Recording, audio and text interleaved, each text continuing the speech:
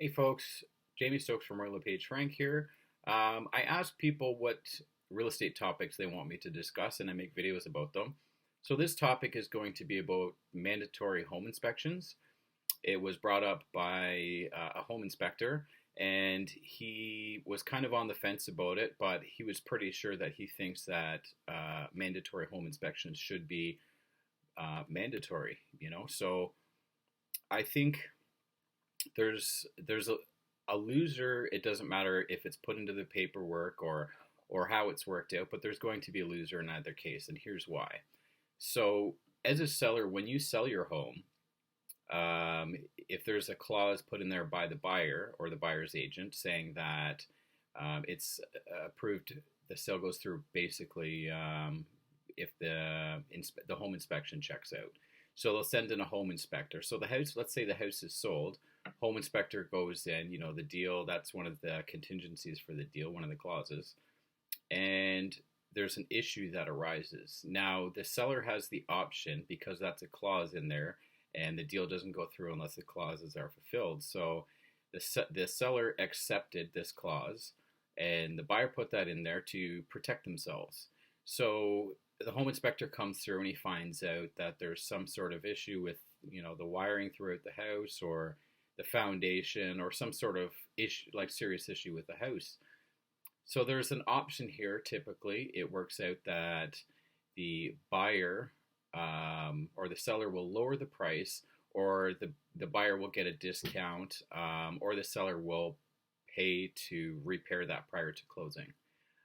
So that's the loss and the risk for the seller if that's mandatory, if home inspections are mandatory, and the liability to the buyer if there's no mandatory home inspection. If the buyer buys the house, they're probably fairly cash strapped as is, even with mortgage stress tests and things like that. They don't have a lot of extra money.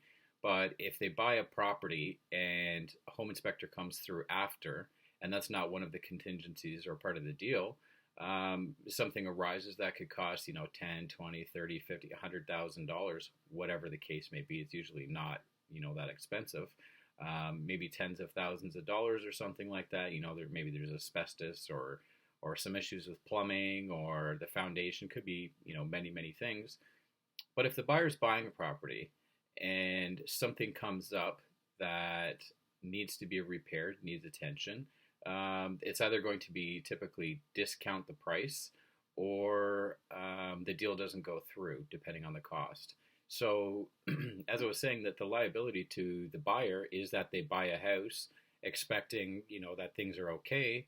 They didn't put a clause in there, for argument's sake. They didn't put a clause in, and now they're stuck with, tens or thousands of dollars in repairs anyways on top of their mortgage. They've got to get these things sorted out. So with mandatory inspection clauses, there has to be a loser, so to say, on either side. Either the seller's taking the risk or the buyer's taking a risk.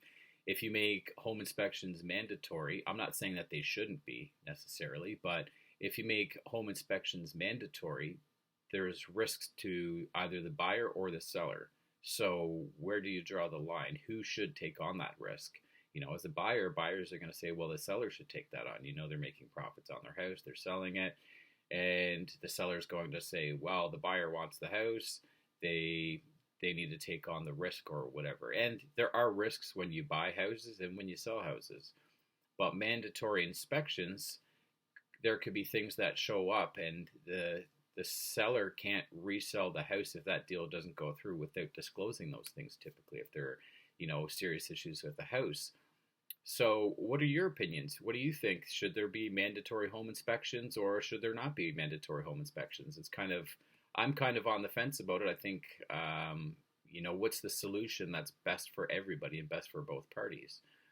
Depends on who you ask, of course, but let me know if you've got an opinion on that, and who you think should assume the risk when it comes to buying and selling real estate.